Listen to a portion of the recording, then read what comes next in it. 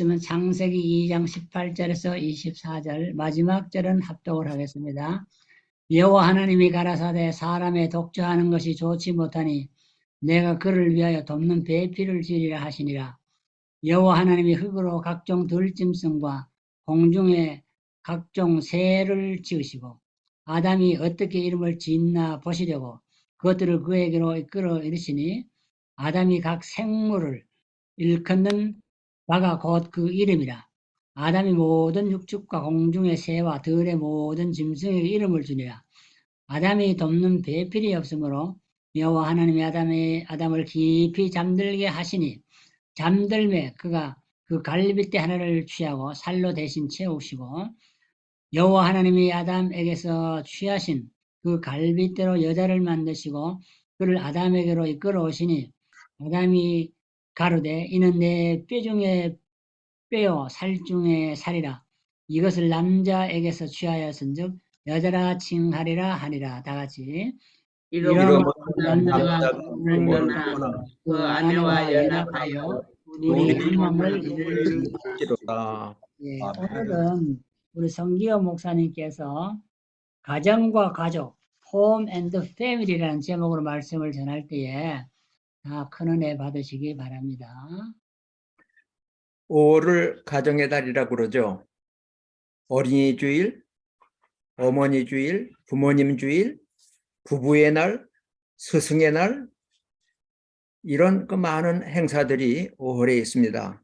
그래서 가정과 가족을 기억하면서 존중하는 이러한 달이 바로 5월 가정의 달입니다. 그런데 가정과 가족이란 말이 비슷하면서도 조금 차이가 있어요. 가정이라고 하는 말은 두 가지 의미가 있습니다. 한 가족이 생활하는 집, 그래서 생활 형편이 어려운 가정에서 태어났다. 또는 엄한 가정에서 태어났다, 가난한 가정에서 태어났다 할 때 집을 의미하죠. 한 가족이 생활하는 집입니다. 또 가정이란 말은 부부를 중심으로 해서 혈연 관계자가 함께 살며 생활하는 사회의 가장 작은 단위가 바로 가정입니다. 그래서 화목한 가정 또는 가정을 돌보다 할 때 이게 가정이에요. 근데 가족이란 말은 부부를 중심으로 한 집안을 이루는 사람들이 바로 가족입니다. 가족을 부양하다, 헤어진 가족이 만나다, 이산가족, 상봉, 이런 말들이 있어서 가정과 가족은 비슷하면서도 차이가 좀 있어요. 하나님의 축복이면서 가장 기초가 되는 집단이 가정입니다. 그런데 혼자 사는 사람들이 점점 증가하고 있는 게 오늘의 현실이에요. 1인 가족, 사실은 가족이라고 그러면 부부가 가족이고 부부를 통해서 태어나는 아이가 포함된 가족이 있는데 1인 가족, 다시 말하면 혼자서 세대를 이루고 사는 1인 가정 내지는 1인 세대가 점점 늘어나고 있다고 하는 것이 사회 문제가 되고 있습니다. 우리가 몸은 미국에 와서 살지만 여전히 마음은 조국에 있어서 한국의 현실을 보면서 마음 아파하고 또는 좋은 일이 있을 때 같이 기뻐하고 위하여 기도하고 있는데 2020년에 1인 가구가 607만 가구였습니다. 그런데 2년이 지나고 나서는 그 숫자가 50%가 증가됐어요. 2022년 8월 23일 통계에 의하면 946만 가구가 1인 가구예요. 혼자 살아요. 한국의 전체 가구 수가 2347만 가구인데 그중에서 40.3%가 1인 가구예요. 혼자 사는 사람이 처음으로 40%가 넘어갔습니다. 옛날 어려울 때 특히 6.25 전쟁에 나서 피난살이 할 때는 방 한 칸에 부모와 자녀들이 한꺼번에 사는 대여섯 명이 방 한 칸에 살았는데 요즘은 한 사람이 한 집을 소유하고 있어요. 그래서 아파트를 암만 지어도 담나 아파트가 모자라는 게 이렇게 900만이 넘는 1인 가족이 있기 때문에 모자라요. 그리고 혼자 살고 또 아이를 낳지 않기 때문에 인구가 점점 줄어갑니다. 신생아가 없으니까 산부인과가 문을 닫아요. 아이들이 없으니까 소아과 병원이 문을 닫아요. 그리고 아이들이 없으니까 신입생이 없는 초등학교가 문을 닫고 통폐합을 해요. 그리고 앞으로 군대 갈 사람도 점점 줄어요. 나라의 안위가 걱정이 되는 일이 이게 결혼하지 않고 혼자 사는 사람들이 점점 늘어가기 때문입니다. 혼자 사는 1인 가구 중에서 제일 많은 부분이 70대 이상이라고 그래요. 18.6%가 70 이상 된 분이 혼자 살아요. 그러니 고독합니다. 그리고 병에 시달립니다. 그래서 나라에서도 혼자 사는 어르신들이 건강하신가 살피기 위해서 많이 노력을 하지만 가끔씩 뉴스에 보면 고독사, 혼자 살다가 세상을 떠나서 아무도 모르고 우체통에 계속 편지가 쌓이고 그리고 전기가 돌아가질 않고 수도가 돌아가질 않아서 알아보니까 벌써 세상을 떠난 지 꽤 됐다. 고독사 문제가 지금 사회 문제가 되고 있습니다. 뿐만 아니라 30대의 16.6%가 1인 가구예요. 혼자 살아요. 20대의 15.7%가 혼자 살아요. 혼자 가구를 이루고 살아요. 이러니 한국에 점점 어려움이 많이 생기게 되는데 옛날에는 미혼이냐 기혼이냐 그랬는데 지금은 하나 보태서 비혼이라는 게 있대요. 결혼하지 않고 혼자 지내기로 했습니다. 그래서 미혼, 기혼이 아니라 비혼. 50%의 젊은이들이 결혼은 꼭 할 필요가 없다. 선택이다. 그래서 혼자 살겠다고 하는 젊은이들이 50%가 된다고 그래요. 결혼을 꼭 하겠다고 하는 젊은이들이 남자는 55.8%고 여자가 꼭 결혼해야 되겠다고 하는 거는 50%도 안 돼요. 44.3%가 결혼해야 된다 그러니 이게 인구가 줄 수밖에 없죠. 아이를 낳지 않습니다. 결혼을 해도 애를 안 낳겠다고 하는 사람들이 꽤 많아졌어요. 20대 여성들에게 물어봤더니 60.9%가 아이를 낳지 않겠다. 이러니 새로운 신조어가 만들어집니다. 딩크족. 내외가 일을 하니까 수입은 2배가 돼요. 더블 인컴. 그러나 아이를 낳게 되면 경력이 단절이 되고 경제에 어려움이 오고 그러니까 no kids. 그래서 딩크족. 이런 그 이상한 단어가 생길 만큼 자녀가 없는 세대 출산율이 한국에 최초로 40개월째 계속 출산율이 줄고 있는데 최근 출산율이 0.78이라고 그래요. 부부가 2.1명을 낳아야 그 인구가 유지가 되는데 0.78명밖에 안 나니까 점점 한국의 인구가 줄 수밖에 없습니다. 미국도 마찬가지입니다. 인구가 자꾸 주니까 걱정이 많은데 세계에서 제일 인구가 많다고 하던 중국도 1인 가족, 그 자녀는 하나만 낳아라. 그래서 둘 낳으면 호적에도 안 올려주고 참 어려움을 겪었는데 지금 인구가 주는 걸 보고 애 낳아라 그래도 안 돼요. 한국도 마찬가지로 70년대에 제가 셋째 애를 낳았는데 그때 셋째 애를 낳은 사람들은 경험할 거예요. 의료보험이 안 됐어요. 참 어려운 시간들을 보냈는데 지금은 나라고 해도 안 나요. 그때는 아들, 딸 구별 말고 둘만 낳아 잘 키우자 그랬다가 둘도 많다고 그래서 하나만 낳자. 심지어는 우스갯얘기인지 몰라도 두 집 걸로 하나만 낳자. 이런 얘기. 그때 초등학교 다니는 사람들은 알지만은 한 교실에 70명, 80명씩 있다 보니까 참 공부하기도 어려웠는데 지금은 초등학교에 아이들이 없어서 문 닫는 학교가 많아가지고 그 최저 반 그 학생 수를 줄였다고 그래요. 그래서 어떻게든지 좀 유지해 보려고 그러지만 안 돼요. 애를 안 낳으니까 문제가 생기는 겁니다. 하나님께서는 가정을 이루어 주시고 생육하고 번성하라 복을 주셨지만은 가정을 이루기를 원치 않는 비혼 젊은이들이 있고 또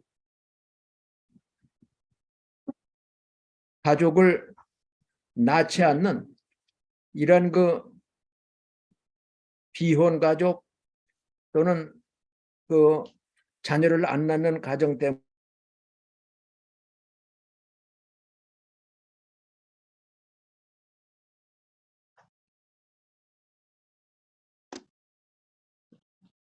왜 안 들어가지? 응? 시작을 했어. 이상하다. 응? 이거 안 들어가.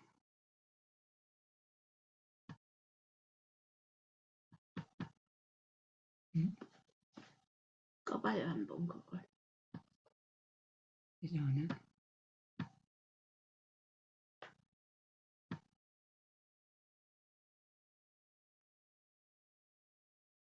이거 뜨는 거. 이게 어떻게 된 거야? 성목쌤이 나가버렸는데.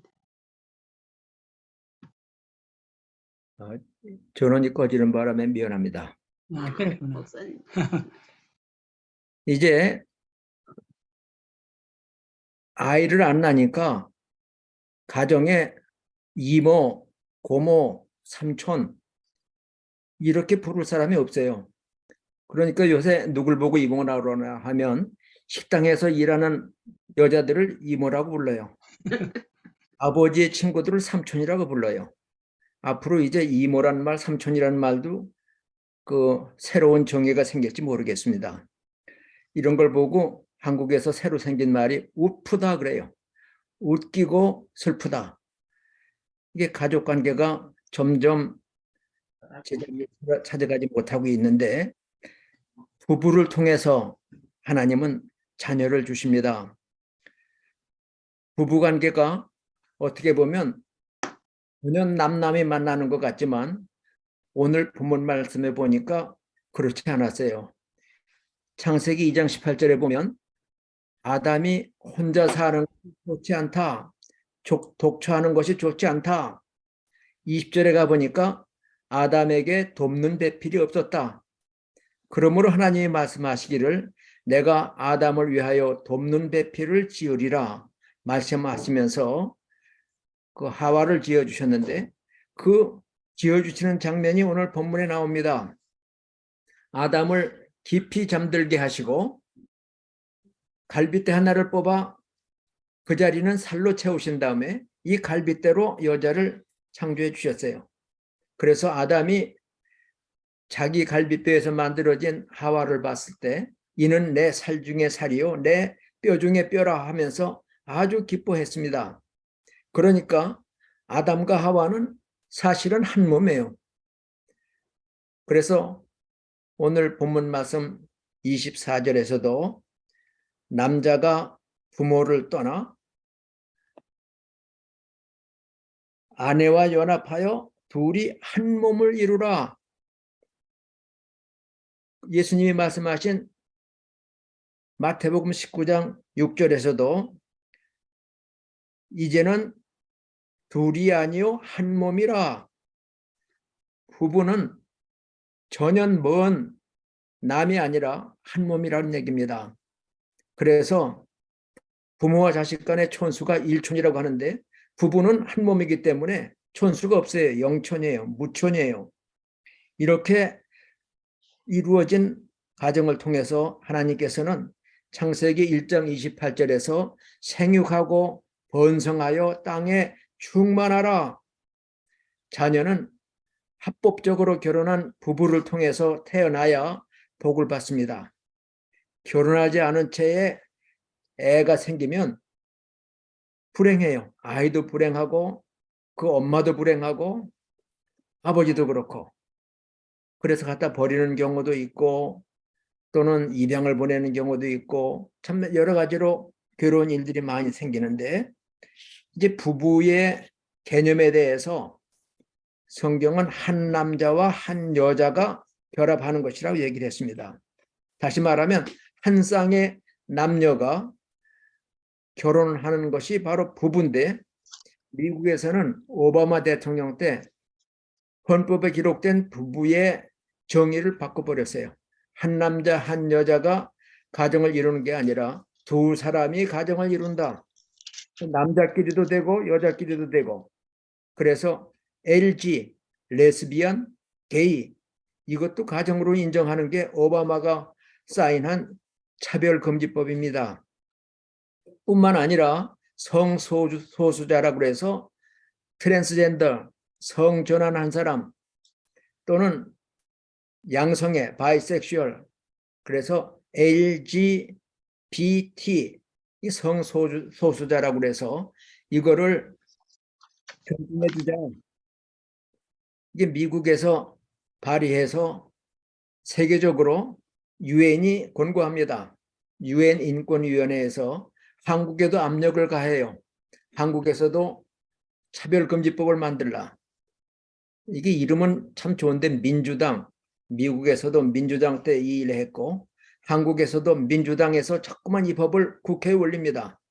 그때마다 교회를 중심으로 해서 종교단체들이 반대하고 국민들이 반대하니까 아직 통과를 못 시키고 있는데, 저 아프리카에 있는 미개한 나라이지만 우간다에서는 동성결혼자가 발견되면 사형시키겠다. 국회에서 결의했어요. 이제 대통령이 사인만 하면은 이게 효력을 발휘하는데, 그 얘기를 듣고 미국에서는 민주당 정부죠. 만일 그 법을 대통령이 사인하면 우간다 경제 제재하겠다. 경제 봉쇄하겠다. 또 유엔에서는 인권위원회에서 그거 끔찍한 일이다 얘기하지만 성경에서는 동성애자가 있으면 죽이라 그랬어요. 로마서 1장에서도 보면 이것은 사형에 처할 죄이다 얘기했습니다. 그럼에도 불구하고 지금은 성소수자를 인정한다고 해서, 옛날에는 남자냐 여자냐 메일 피메일 그것도 사인하게 돼 있었는데, 체크하게 돼 있었는데, 지금은 내가 뭔지 모르겠다. 퀘스천, Q라는 것도 생겼어요. 그래서 LGBTQ, Q는 내가 뭔지 잘 모른다. 아직은 내가 여자인지 남자인지 모른다. 그래서 LA에서는 공립학교에서 여자 화장실, 남자 화장실을 다 없애고 공동 화장실을 했어요. 아무데나 다 들어갈 수 있어요. 그리고 스포츠계에서도 문제가 많이 생긴 게, 남자가 성전환을 해서 여자가 됐어요. 그러면 미국에서 그거 여자로 인정을 해요. 뼈와 근육이 남자인 이 사람이 성전환을 했기 때문에 배구 선수가 되면 스파킹이 얼마나 센지 그거 많은 상대편 여자들이 막 부상을 입어요. 수영에서, 달리기에서 이 트랜스젠더가 성전환하는 사람이 남자가 여자라고 해서 뛰면 여자가 당할 수가 없어요. 그러니까 스포츠계에서 성전환자는 인정하지 말자. 태어날 때 남자인지 여자인지 그걸 가지고 인정하자 그러지만, 민주당 정부에서 본인이 여자라고 생각하면 여자다. 그래서 심지어는 목욕탕에도 남자 녀석이 난 여자라고 생각합니다. 그리고 들어가면 막을 길이 없다 그래요. 이렇게 참 이상하고 멸망에 가까워진 일들이 점점 일어나고 있는데, 우리 하나님께서는 한 남자와 한 여자가 결혼하는 것을 축복하시는데, 잠언 19장 14절에서도 보면 집과 재물은 조상에게서 상속하지만 슬기로운 아내는 여호와께로서 말미암는다. 그래서 천정배필, 하나님이 정해주신 배필이다. 그래서 결혼하면 참 서로 사랑하고 존경하면서 아름다운 가정을 이루었는데 지금은 아예 결혼을 안 한다든지 결혼해도 아기를 안 낳는다든지 아니면 동성끼리 사는 이러한 이상한 세대를 맞고 있습니다. 자녀가 태어날 때 사회학적으로는 완전한 가정이라고 불러요. 생육하고 번성하는 복은 결혼한 부부를 통해서 주어지는 하나님의 은혜입니다. 그래서 오늘 우리가 교동문 읽은 데도 나와 있지만은 시편 127편 3절에 보면 자식은 여호와의 기업이요 태의 열매는 그 상급이다. 하나님께서 가정에 내려주시는 복입니다. 자녀가 생길 때에 부부는 더욱더 사랑하고 또 자녀를 위해서 노력을 하면서 책임 있는 부모가 되려고 합니다. 위기를 당할 때, 괴로운 일이 있을 때 견뎌내는 힘이 어디서 생겼나 봤더니 가족이 있기 때문에, 자녀가 있기 때문입니다. 얼마 전 텔레비에 나오는 걸 보니까 광산에 매몰된 사람인데 16일 만에 꺼내세요. 다른 사람들이 생각할 때 혼자 매몰돼 있고 땅속 120m 이하에 묻혀 있기 때문에 죽었을 거다 했는데 어떻게 휴대전화가 통해서 나 살려주세요. 살아있어요. 이걸 파내는데 16일 걸렸어요.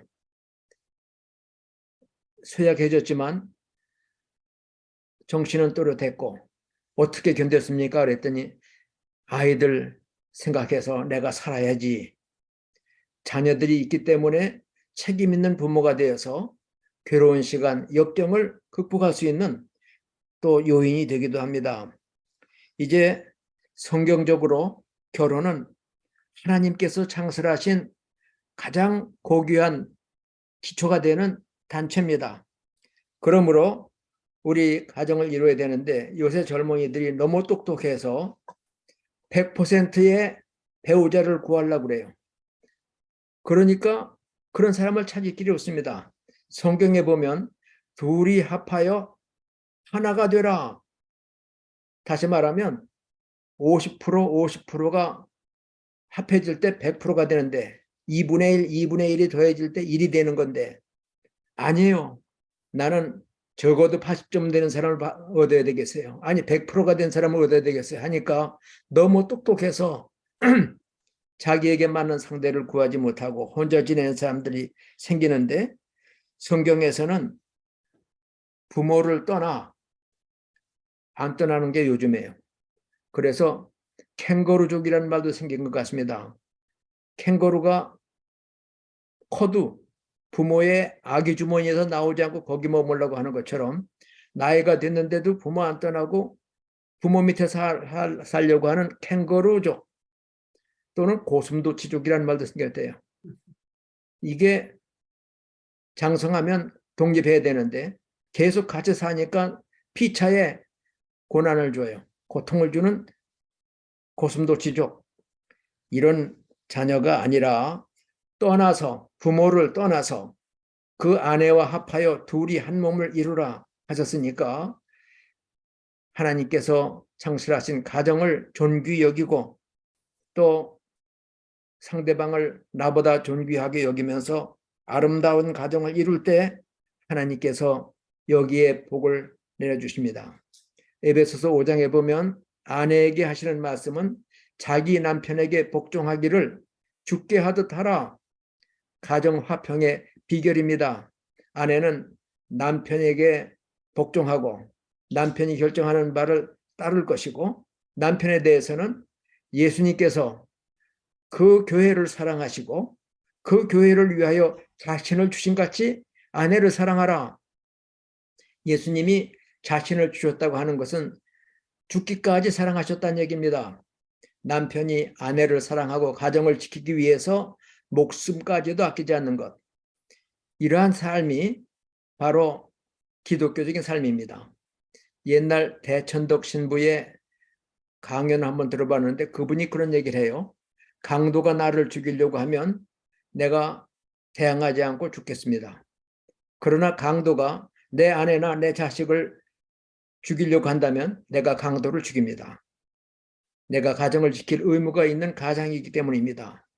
어떻게 보면 섬뜩한 말이었지만은 가정을 위해서 아내를 사랑하기를 그리스도께서 교회를 사랑하시고 위하여 자신을 주신 같이 하라 하셨기에 자기 목숨까지 걸고 아내를 사랑하고 가정을 지키는 것이 아버지의 남편의 의무입니다. 그리고 자녀들에게는 하나님께서 약속을 붙인 계명을 주셨어요. 내 부모를 공경하라. 이것은 약속이 있는 첫 계명이다. 내가 땅에서 잘되고 장수하리라, 오래 살리라. 그러니 부모는 자녀를 위해 희생하고 또 주의 교훈으로 양육하고 노엽게 하지 않고 사랑으로 돌봐야 되겠지만 자녀들은 부모를 공경하고 또 봉양하는 일에도 게으름이 없어야 할 것입니다. 그때 하나님께서는 약속하신 대로 가정이 천국이 되고 자녀들이 부모 공경 잘함으로 하나님 말씀을 준행함으로 땅에서 잘되고 또 오래 사는 복을 얻게 될 것입니다.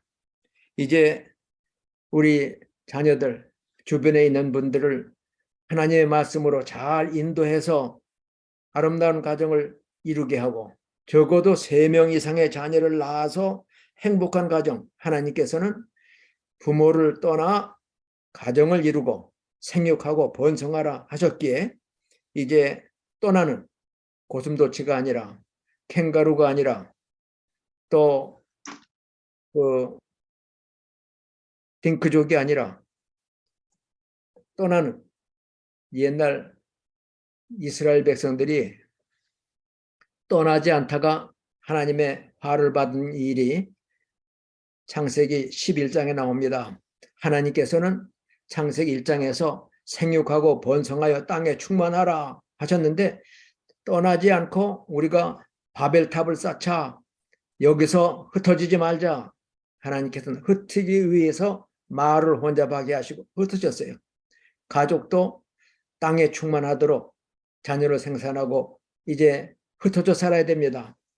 이러한 하나님의 복이 가정에도 있고 또 교회에도 마찬가지로 너희들은 땅끝까지 이르러 내 증인 되라 주님 부탁하셨는데 예루살렘 교회가 하루에 3,000명 또 5,000명의 세례를 받고 모여도 흩어지지 않아요.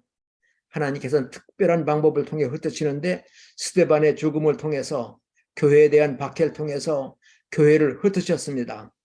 이제 가정에도 부모를 통해서 귀한 자녀들이 태어나고 또 잘 장성해서 가정을 이루고 흩어져서 땅에 충만하는 이러한 복을 받음으로 하나님께 영광을 돌리고 건강한 사회, 건강한 국가를 이루는 책임도 우리가 감당해야 될 일이라고 생각합니다.